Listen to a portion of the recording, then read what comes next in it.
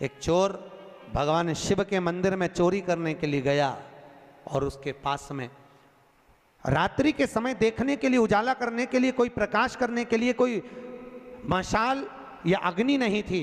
उसने शंकर जी के मंदिर का त्रिशूल उठाया, अपने कंधे का पिछोड़ा उठाया, उसको लपेट कर उसमें दिए से आग लगाकर त्रिशूल से चारों तरफ घुमा घुमा कर उजाला कर कर देखने लगा। जैसे ही देखा वैसे ही मेरे शंकर प्रकट हो गए और शिव जी प्रकट होकर बोले, मांग तुझे क्या चाहिए? भोलेनाथ मैं तो चोर हूं, चोरी करने आया था, मेरे परिवार का भरण पोषण करना है। भोलेनाथ जी बोले, आज शिवरात्रि के दिन तूने रात्रि के समय पर मध्य रात्रि में मेरे मंदिर में प्रकाश करा है, इसलिए मैं तुझे वर देता हूं, जा कुबेर के सिंहासन पर तू बैठेगा। और भगवान शंकर ने कुबेर को नीचे उतार दिया और या चोटे को कुबेर बना दिया। सोचो कितना दयालु होगा, चोर को कुबेर बना दिया। जिस कुबेर की तुम पूजन करते हो ये चोट्टा है, चोर है।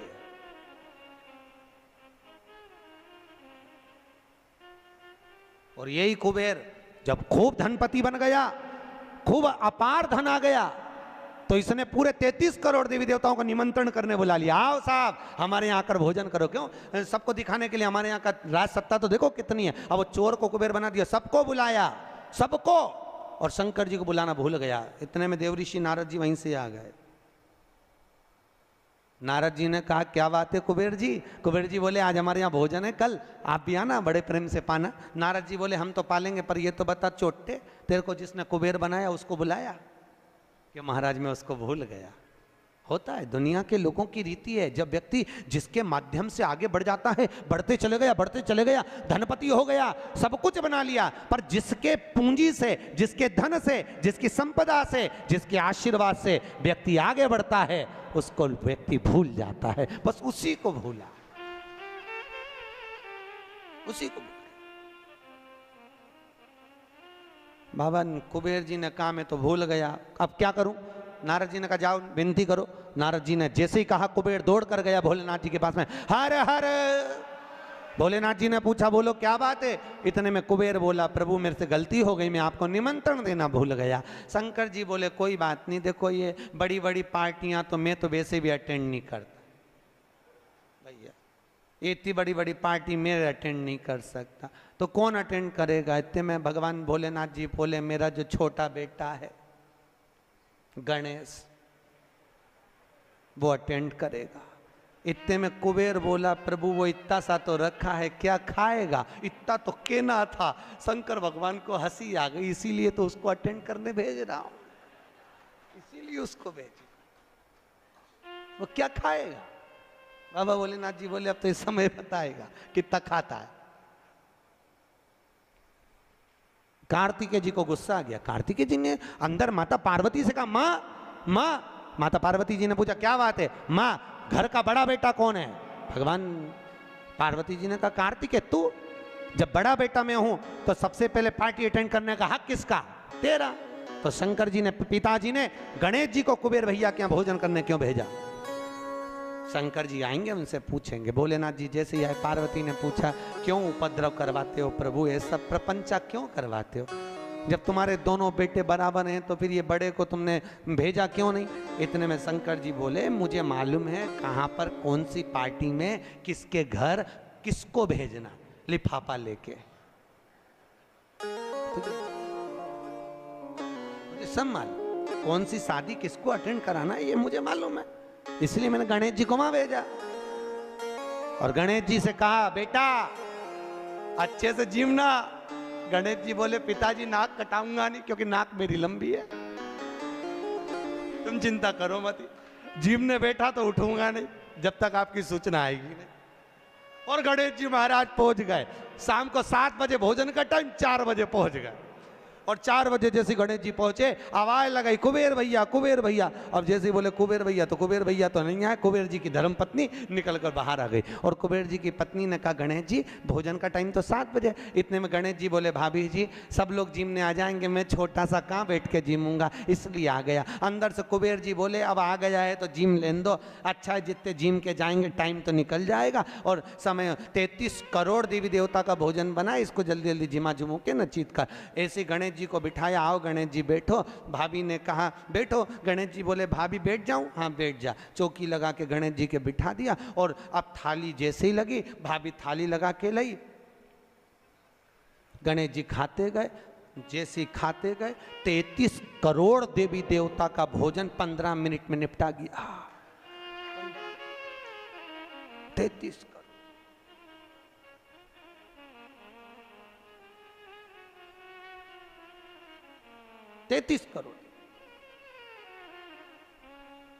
अब 33 करोड़ देवी देवता का भोजन जब 15 मिनट में निपटा, सारा भोजन खत्म। गणेश जी आवाज लगाए भाभी और लिया। भाभी गई तो चने की दाल की बोरी, चावल की बोरी, आटे की बोरी सूखी सूखी धरी आई, वो सूखा सूखा ही खा गया। घर का जितना माल था, दुकान का जितना माल, भंडारे का जितना माल सब खा गया। इतने में कुबेर जी की पत्नी दौड़ती दौड़ती गई, स्वामी स्वामी। स्वामी जी बोले क्या हो गया? कुबेर जी बोले हुआ क्या कि वो सब खा गया। कि कौन? तो कि वो गणेश। तो कि वो तो इतना सा था। तो वो इतना सा तो है पर तोन जोरदार है, सब खा गया। इतने में कुबेर जी नारद जी के पास पहुंचे तो नारद जी तो आनंद में लगे हुए थे, खूब अलमस्ती। नारद तो नारद, वो तो अलमस्ती में। श्रीमन्नारायण श्रीमन्नारायण श्रीमन्नारायण श्रीमन्नारायण श्रीमन्नारायण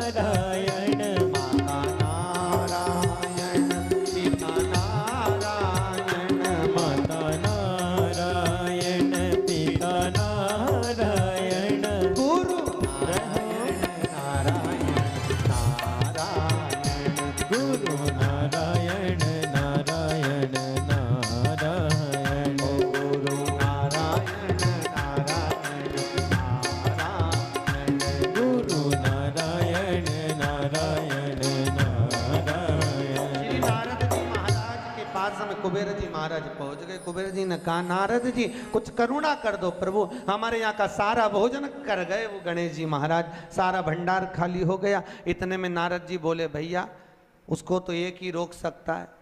कौन? कौन रोकेगा?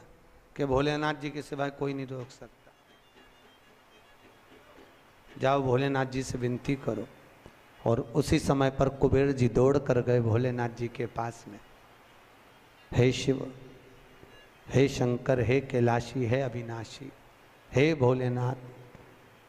भोलेनाथ जी ने पूछा बोलो क्या बात है कुबेर, तुम्हारा मुख उतरा हुआ है? कुबेर जी ने कहा प्रभु वो गणेश जी।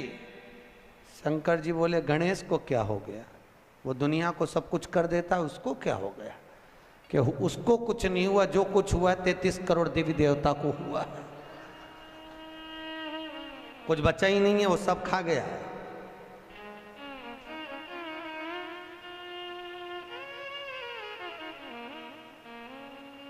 भगवान शिव ने कहा क्या चाहते हो? उनको जीमने से रोक दो प्रभु, कुछ बचा ही नहीं है, आप देखेंगे। शंकर जी ने एक दुर्बा उठाकर दे दी कि गणेश जी को दे देना कि ना ये दांत खरोच ले।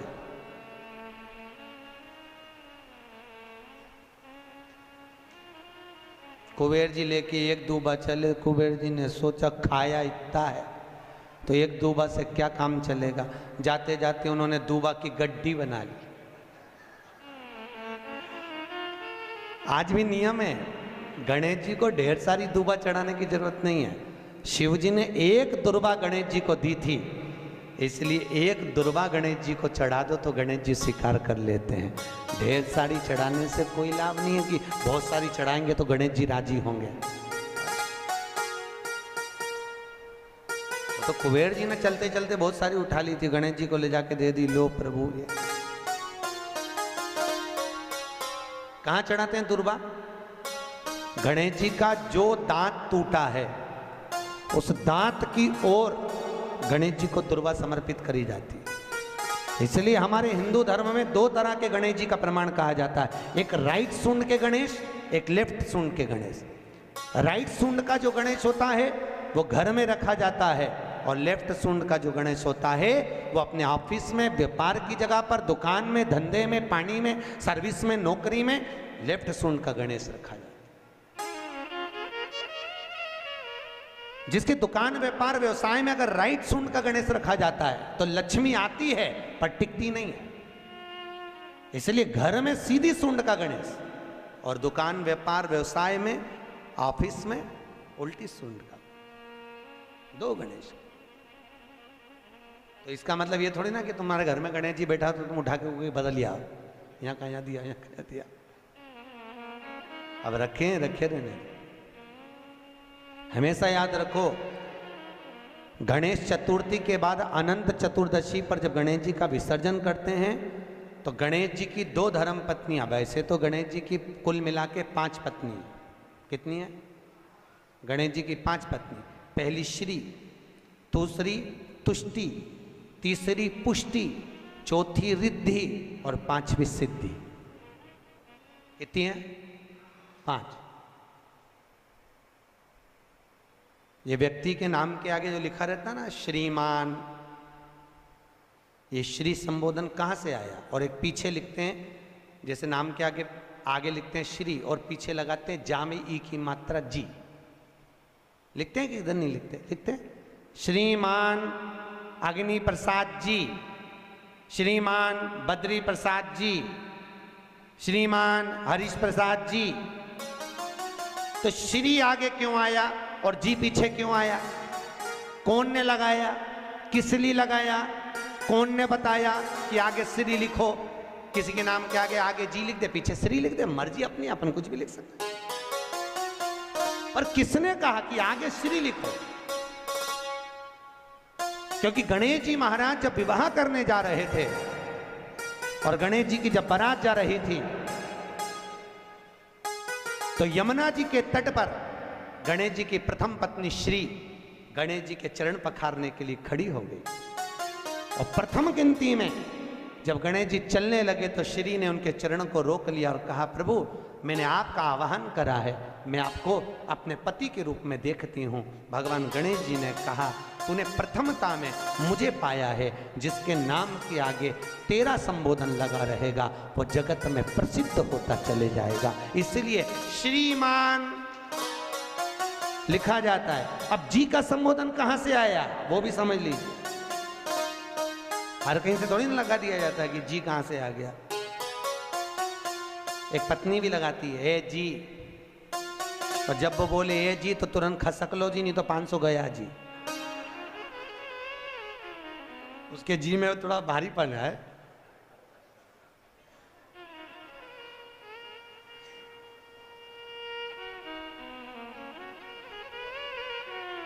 तैतीस करोड़ देवी देवता में सबसे सुंदर जोड़ी थी शंकर और पार्वती की। सही है कि गलत है? कभी नहीं झगड़ते थे। इसलिए पृथ्वी पर ना तो लक्ष्मी जी के व्रत हैं, ना ब्रह्माणी के व्रत हैं, ना इंद्राणी के व्रत हैं। अगर पूरी पृथ्वी पर सबसे ज्यादा व्रत किसके हैं? माता पार्वती। तीज का व्रत किसका? पार्वती का। चतुर्थी का व्रत किसका? पार्वती का। चौथ का व्रत किसका? पार्वती का। छठ का व्रत किसका? पार्वती का।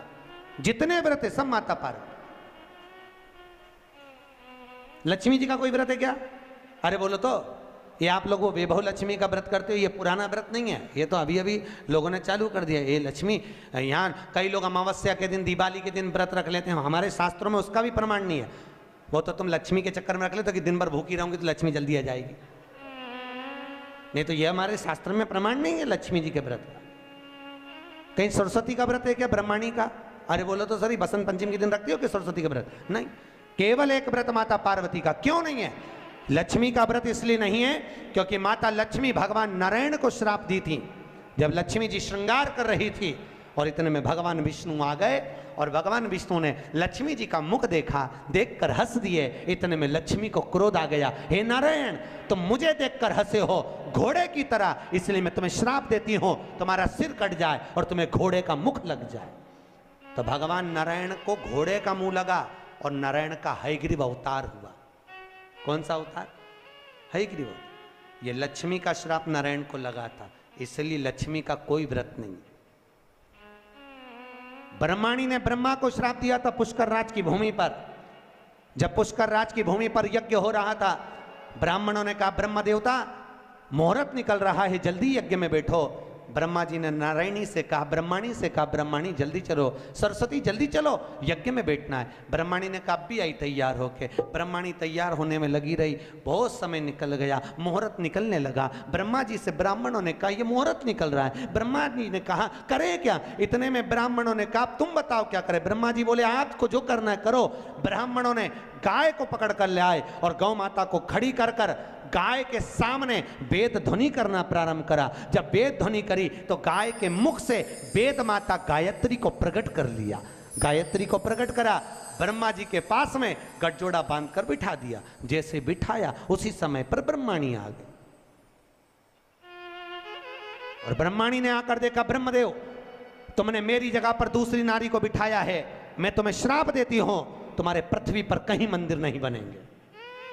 ब्रह्माणी ने श्राप दे दिया।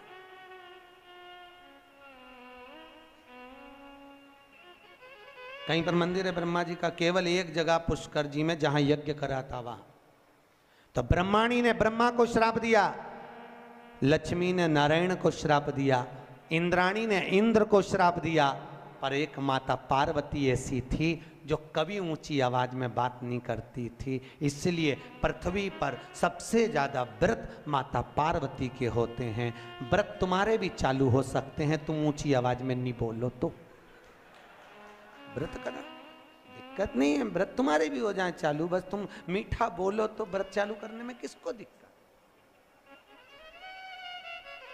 कई बुजुर्ग माताओं के तो आज तक व्रत चलते हैं। सही है गलत है? कई माताएं कहती हमारी सास ऐसी थी, इतनी बढ़िया गुरुजी, हमारी दादी सास ने ऐसा नियम बना दिया तो नियम चल रहा है। ये व्रत नहीं तो और क्या?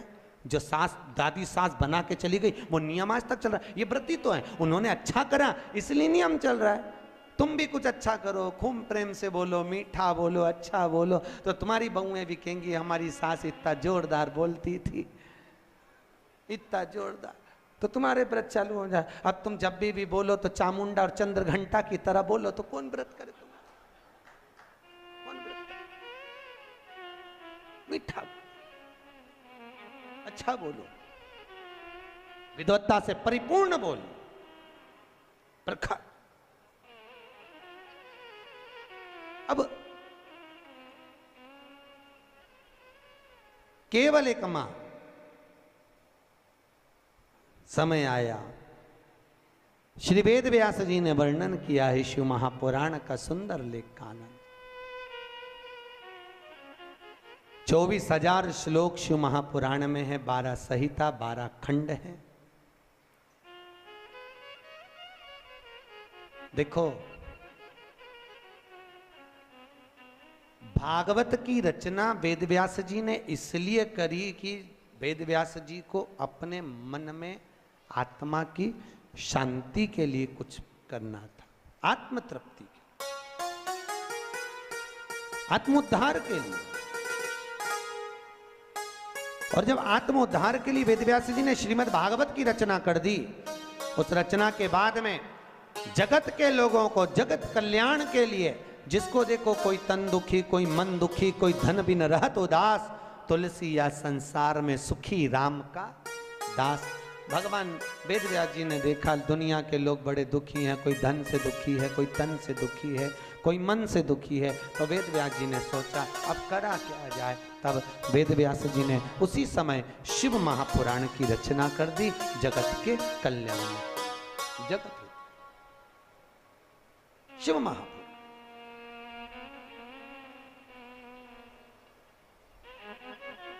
वेदव्यास जी लिखे, एक बड़ा सुंदर महत्तम लिखा, बड़ा सुंदर तत्व लिखा वेदव्यास शिव महापुराण के लिए। कहते हैं भागवत पितरों को तारती है,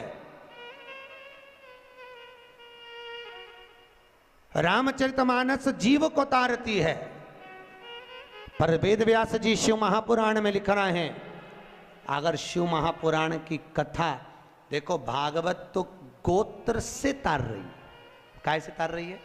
गोत्र से।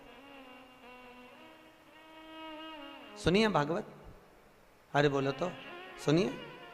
गौकर्ण ने धुंधकारी के लिए गया जी में पिंडदान करा था कि नहीं करा था? उसके बाद भी धुंधकारी तरा था क्या? अरे बोलो तो नहीं तरा।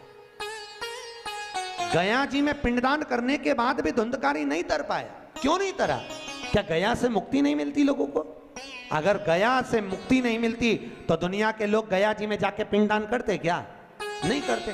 गया भी मुक्ति का केंद्र है, गया जी से पिंडदान करने से लोगों को मुक्ति मिल जाती है, पर धुंधकारी को क्यों नहीं मिली? उसका कारण था, क्योंकि जब जब गोकर्ण पिंड देता था, धुंधकारी का नाम बोलता था, अपना गोत्र बोलता था, पर उसको ये नहीं मालूम था कि ये धुंधकारी माँ की संतान नहीं, धुंधकारी तो किसी सहेली की संतान थी, और माँ पैसे देकर उसको गोदी लेकर आ गई थी, नाम अपना दिया, गोत्र अपना दिया, पर ये नहीं समझ पाया कि ये दूसरे की संतान है, इसलिए वो तर ही नहीं पाया।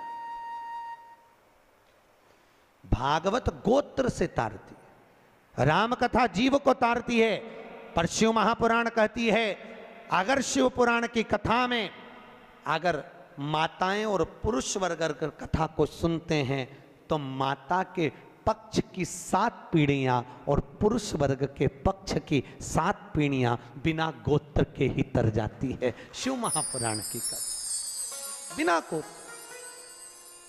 क्यों? शंकर जी का क्या गोत्र है? बोलो तो। जब उनकी शादी हो रही थी ना भोलेनाथ जी की, तो पंडित जी ने पूछ लिया था, संकल्प देते कन्यादान का।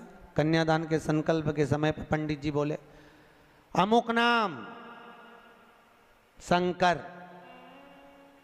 पिताजी का नाम शंकर, दादाजी का नाम बोलो शंकर। परदादा का नाम शंकर। इतने में पंडित जी को बुरा लग गया। पंडित जी ने सोचा, बताओ ब्याह करने आया है कि नशे में आया है? पिता का नाम शंकर, खुद का नाम शंकर, दादाजी का नाम शंकर, परदादा का नाम शंकर। इतने में तुरंत पंडित जी उठ के खड़े होकर हिमालय राज से बोले, वहां भोलेनाथ जी के सम्मुख में हिमालय राज से बोले, हिमालय राज ये कैसा दूल्हा, अपनी लड़की को तुम्हें इसके साथ बिया रहे, नशेले के साथ, गंजेड़ी भंगेड़ी के साथ, इसे इतनी सूझ नहीं कि अपने पिताजी का नाम क्या है। इतने में हिमालय राज ने अपनी पत्नी मैनावती से कहा, मैनावती तू बेटी से के, पार्वती से कहा, पार्वती तू उससे के। पार्वती ने शिव जी से कहा, प्रभु ब्याह अच्छे से कर लो, क्यों प्रपंचा मचा रहे, क्यों प्रपंचा। तो भोलेनाथ जी बोले, पार्वती मैंने गलत क्या बोला बता। अच्छा तो क्या तुम्हारे पिताजी का नाम बोलो ना। तो भगवान भोलेनाथ जी बोले, अच्छा अब की बार पूछेगा तो बिठा पंडित को वापिस बैठा।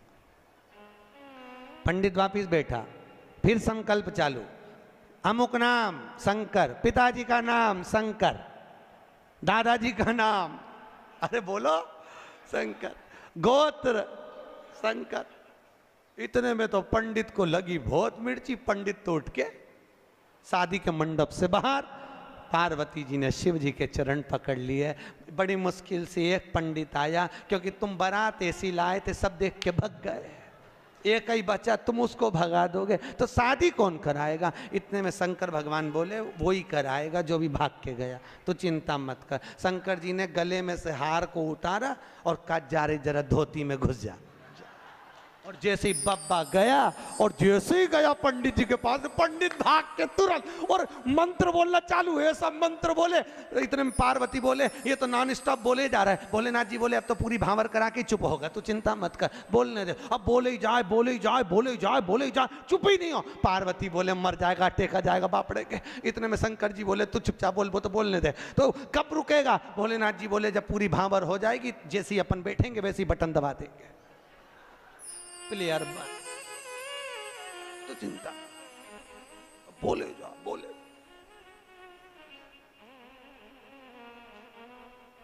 पार्वती बोली, अभी भी चुप नहीं हुआ। भोलेनाथ जी ने कहा, 7 भांवर हो गई, अब तो हार हार। और जैसे ही भोलेनाथ जी ने हाथ धरा, बटन, अब नहीं बोला कुछ भी। शंकर जी ने पूछा, पंडित जी दक्षिणा। अब चुप हो ही बैठा है, बोले तो बोलेगा, अगर बोल दे और दूसरा बब्बा भेज दे तो आप बोल के कहा आप तो बोल लेना, दक्षिण कहलवा।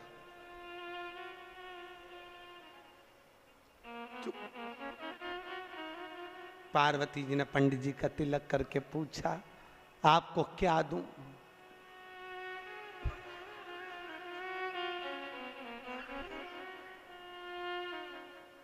हिमालय राज पूछे, पंडित जी कुछ तो ले लो।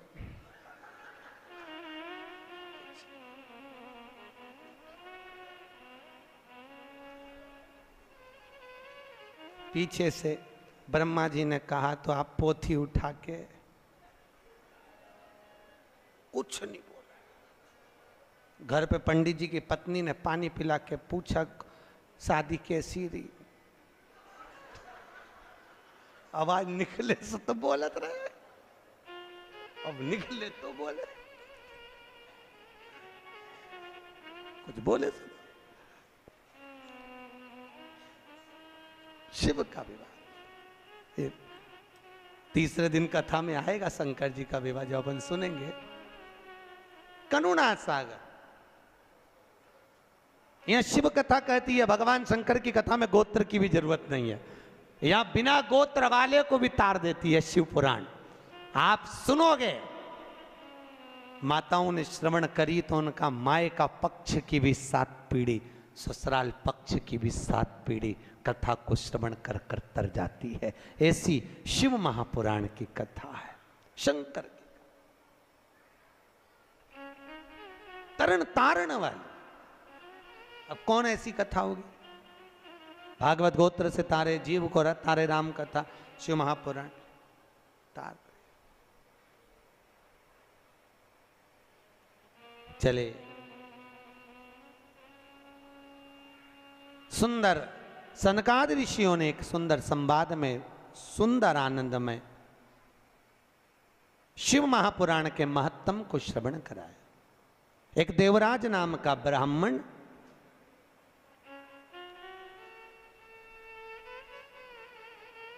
ब्राह्मण कर्म से वंचित रहा।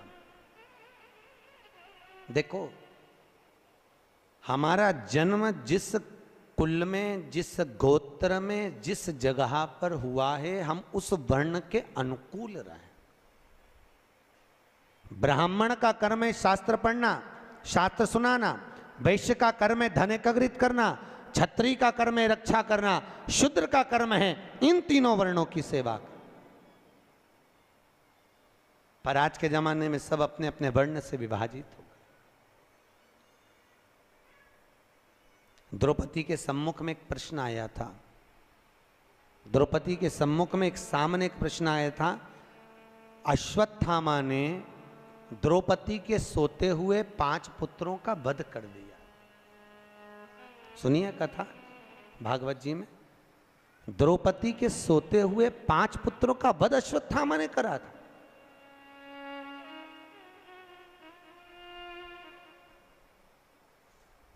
और द्रौपदी के जब 5 पुत्र मर गए, अश्वत्थामा को पकड़कर भीम ने सामने लाकर खड़ा कर दिया।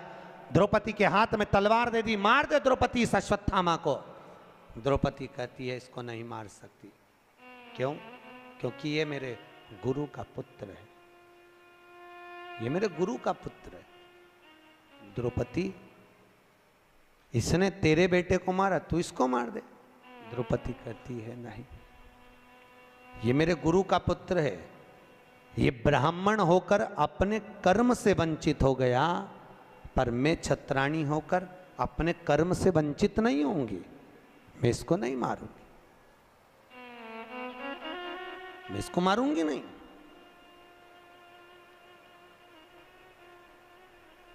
अरे इसने तेरे पुत्र को मारा, तू इसको मार दे। नहीं नहीं नहीं स्वामी, ये हमारी शास्त्र की रीति नहीं कहती कि कोई कुत्ता हमें काटे तो क्या हम कुत्ते को काट लें? ऐसा होता है क्या? अरे बोलो तो सही। पर घर में ऐसा ही होता है, सास ने कुछ बोला और बहू ने पलट के जवाब दिया, तो ये तो वही बात हो गई कि कुत्ता तुम्हें काटा तो तुम कुत्ता काट गई। बात तो यही है भैया। शिव महापुराण की कथा कर रही है, सास कुछ बोले, पिता कुछ बोले, बहू और बच्चों को चाहिए कि पलट कर जवाब ना दे, ना जवाब दीजिए। कई लोग कहते हैं हमारी सास हमें बहुत गाली देती है, महाराज हमारी सास बहुत अपशब्द बोलती है। बोलने दो,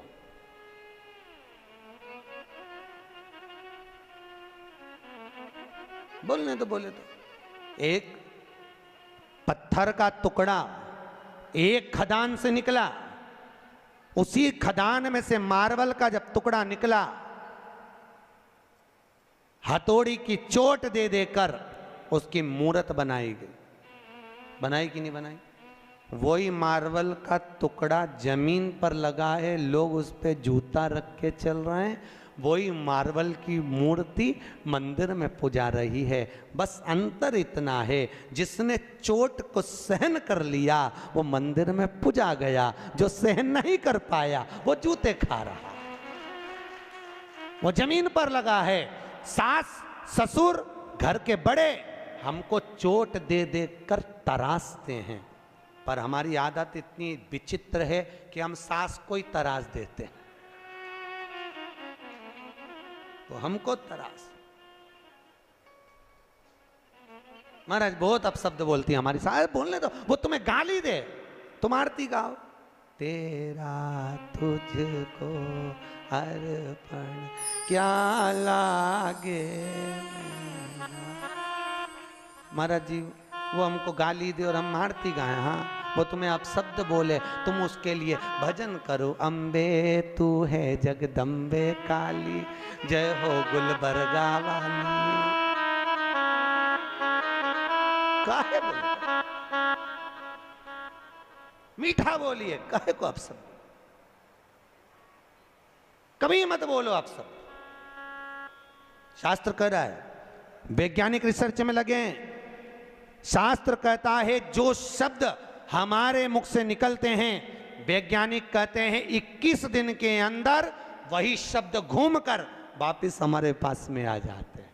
घूमने के बाद हम किसी को गाली देंगे, वो घूमकर हमारे पास आने वाली है। हम किसी को अपशब्द कहेंगे, वो घूमकर हमारे पास आएगा। इसलिए कहते हैं लोगों को भगवान का नाम दो, राम राम बोलो, जय श्री कृष्णा बोलो, जय महेश बोलो, तुम्हारी मर्जी पड़े वो बोलो, पर भगवत भजन में लीन रहिए।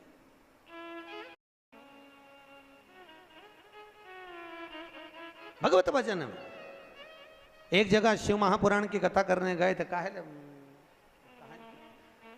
कौन सा स्थान था? मंगरूल पीर। वहां पर हमारे मारवाड़ी समाज के महेश्वरी बंधु कुछ बोले कि हम तो वेंकटेश भगवान को मानते हैं, हम कथा में नहीं आएंगे, तुमने गलत कथा रख ली शिव महापुराण की। भैया यहाँ शास्त्र कह रहा है तुम महेश्वरी महेश के वंशज हो। सही है कि गलत है? अरे बोलो तो। महेश्वरी। पर आज के जमाने में लोग, सीधी सीधी बात, शास्त्र, शिव जी के कितने लड़का लड़की थे? अरे बोलो तो। शंकर भगवान के कितने बच्चे? शिव जी के 7 लड़के और 6 लड़कियां थी। कितने लड़के थे? 7 लड़के और 6 लड़कियां भगवान भोलेनाथ के।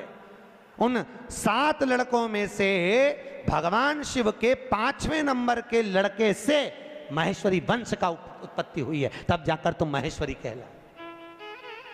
और तो लोग कहते हैं हम तो भैया नारायण वाले, हम शंकर जी का प्रसाद नहीं लेंगे, हम शिव के मंदिर नहीं जाते। अरे भैया क्यों लजाते हो? भगवान महेश के वंशज हो। महेश को नहीं पूछोगे, दादा बाबा को नहीं पूछोगे, तो किसको पूछो? मुझे बहुत प्रसन्नता हुई थी जब गुलबर्गा में महेश्वरी समाज की यहाँ पर अध्यक्ष बैठी है, महेश्वरी महिला मंडल की। तो आज से 12-1 साल पहले कथा करी थी शिव महापुराण की, महेश्वरी महिला मंडल ने करवाई थी। एक बार जोरदार ताली बजाओ पूरी महिला मंडल के लिए। बहुत सुंदर। ऐसे शुभ कार्य हमारे जीवन में, हम जब मृत्यु लोक में अगर जन्म लिए हैं, हमारे जीवन काल में जब हम आए हैं, और उस काल में आने के बाद में हम कुछ सत्कर्म की ओर गए। सत्कर्म की। ये जितने मारवाड़ी हैं, चाहे अग्रवाल हो, चाहे महेश्वरी हो, चाहे ये ओसवाल कहते हैं, दिगंबर कहते हैं, हम वहां से निकले, हम वहां से निकले, इन सब की उत्पत्ति शंकर से। किसी की भी उत्पत्ति बाहर से नहीं, किसी की उत्पत्ति बाहर से। सब शिव के, सब शंकर के, जितने मारवाड़ी, ओसवाल, खंडेलवाल, अग्रवाल, महेश्वरी, ये जितने जितने जितने जितने हैं सब शिव के दिए हुए। शंकर भगवान की जो 6 लड़कियां हैं, जया, विषहरा, आदिक आदिक आदिक आदिक, इन सब से उत्पत्ति है पूरी खांबों की।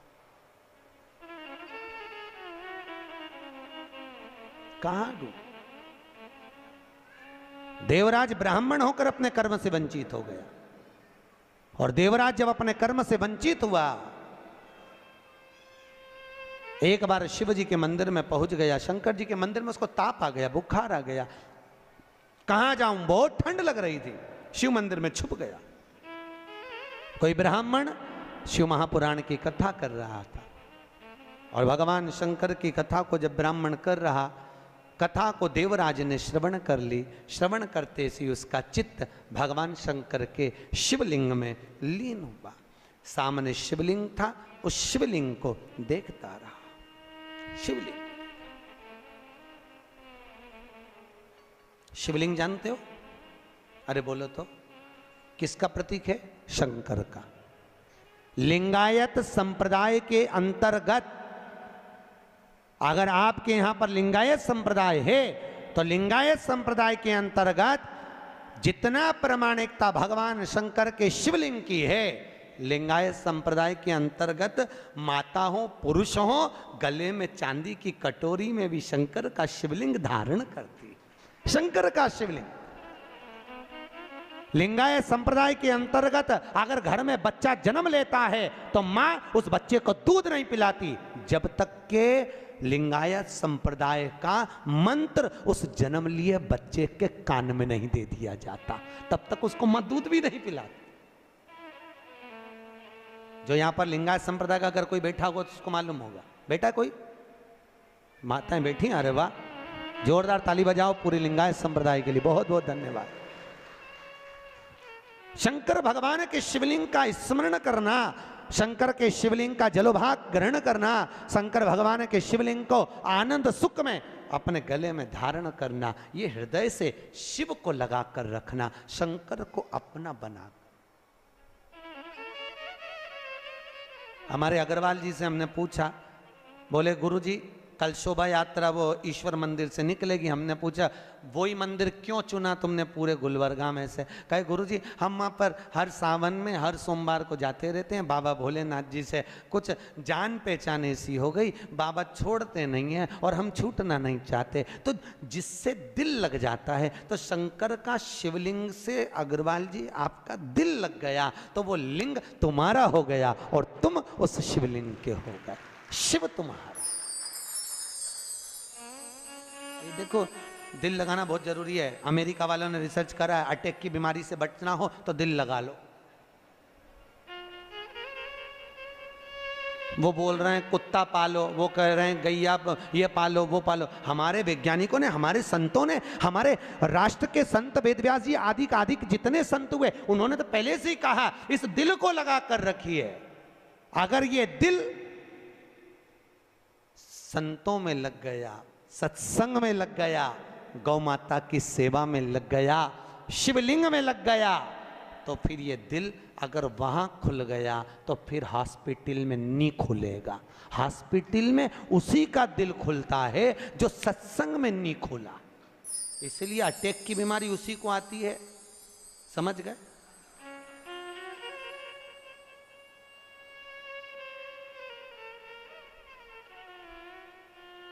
किसी ने कितना सुंदर गाया है, बताओ ना हमें लोगों, हमें दिल की बीमारी सताओ ना हमें लोगों, हमें दिल की, बोलो तो, बीमारी।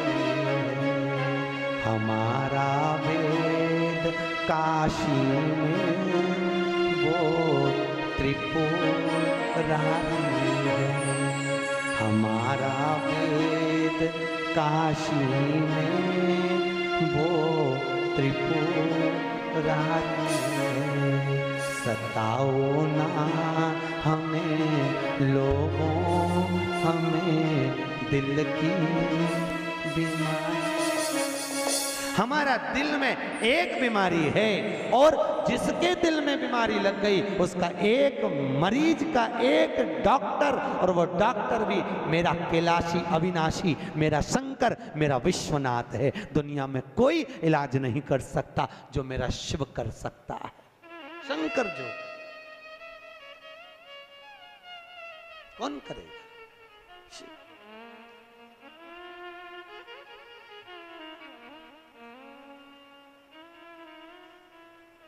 बीमार होने पर लोग तुम्हें आईसीयू में पटक देते हैं, वेंटिलेटर पर पड़ा है, परिवार का आदमी भी अंदर नहीं जा सकता केवल डॉक्टर के सिवाय। कोई जाता है? बोलो तो, कोई नहीं। पर उस वेंटिलेटर पर भी, उस आईसीयू में भी एक अंदर है। वो कौन? वो त्रिकालदर्शी मेरा शिव अंदर विराजमान है। इसलिए कहते हैं जब व्यक्ति को घात आती, एक्सीडेंट होता है, तकलीफ आती, अटैक आता, शुगर बढ़ती, बीमारी आती, कोई किसी देवता को याद नहीं करता, ना नारायण, ना कृष्ण, ना देवी, ना देवता। अगर कोई याद करता है तो केवल शंकर को, महामृत्युंजय का जाप करवाता है। क्यों? क्योंकि शिव है तो श्वास चल रही है, शिव निकल गया तो केवल शव रह गया। इसलिए उस शंकर को याद करते कि निकल कर चले मत जाना, आईसीयू में रहना, आईसीयू में वेंटिलेटर पर रहना। जब तक हमारे यहाँ का जीव पड़ा है तब तक शिव उसके अंदर रहे। शिव है तो शरीर है और शिव गया तो केवल शव है। परोपकार।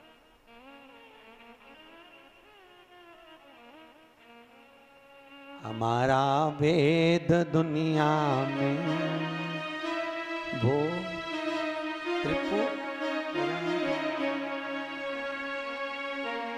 एक बहुत अच्छा भजन हमारे भगत लोग गाते हैं, काल क्या करेगा।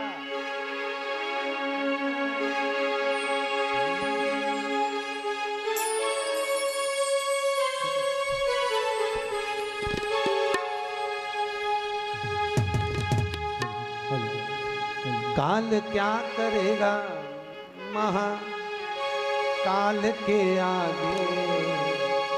कर लूंगा दो बात मैं उस काल के आगे। कर लूंगा दो बात मैं उस काल के आगे। वो काल क्या करेगा महाकाल के आगे। वो काल क्या करेगा महाकाल के आगे। बोलो तो ना।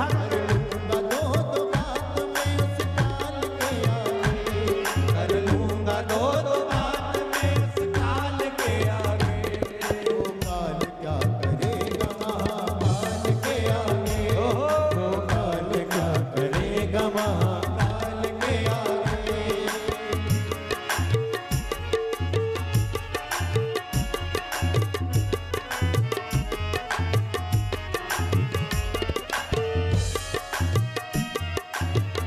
बड़े भाव ताली बजाकर सांप निकल जाता है।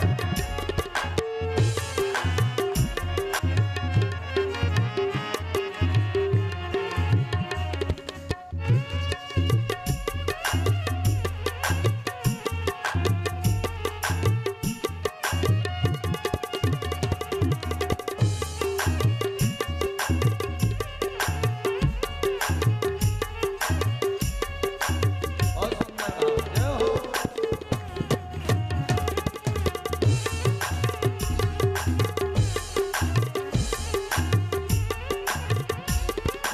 वाहे भोलेनाथ का देवों के हैं अवसर।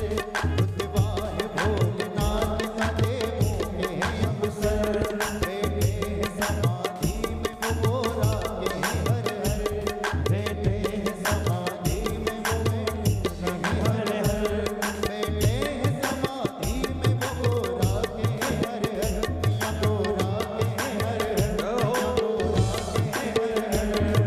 चमचमकता चंद्रमा शिव भाल के आगे। चमचमकता चंद्रमा शिव भाल के आगे।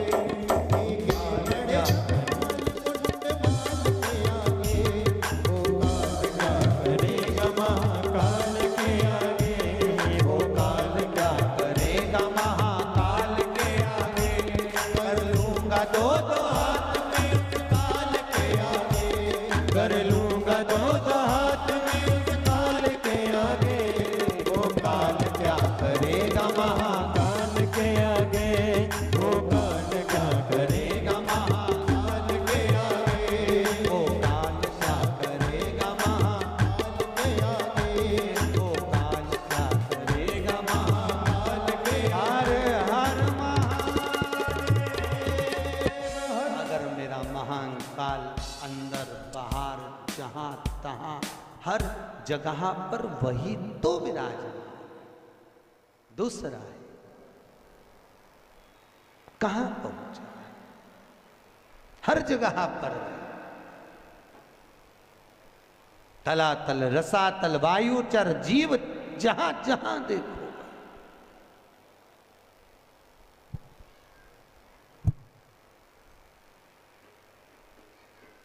चला रहा है। शिव है तो तुम कथा भी सुन रहे हो। सही है कि गलत है? शिव है और शिव नहीं तो कुछ नहीं। जोड़ जोड़ के मर गए यहीं पे छोड़। जब कोई मर जाता है तो लोग पूछते हैं गुरुजी ये बताओ लोग मर गए तो राम नाम सत्य कहते कि नहीं कहते? और वो उसके अर्थी लेके जाते हैं तो फेंकते फूल मखाना और चिल्लर खुला पैसा इधर फेंकते कि नहीं फेंकते? फेंकते। क्यों फेंकते? हमने कहा भैया गरुड़ पुराण में लिखा है फूल इसलिए फेंकते हैं श्रद्धांजलि के, मखाना इसलिए फेंकते हैं कि परिवार पूरा फूला फूला छोड़ के गया इसलिए। ये पैसा क्यों फेंकते हैं? तो हमने कहा गरुड़ पुराण में नहीं लिखा, पर हम तो हमारे मन से कहते हैं कि मरने के वाले की छाती पे पैसा इसलिए फेंकते हैं कि पूरी जिंदगी जोड़ जोड़ के मर गया, अब तेरे बाप में दम हो तो उठा ले, उठा। एक एक रुपए के पीछे रात के 10-10 बजे तक बैठा रहा, खाने तक की फुर्सत नहीं मिली, कमाए कमाए कमाए, जोड़ जोड़ के मर गया, उठा राम नाम। अरे बोलो तो सत्य है राम नाम, उठा।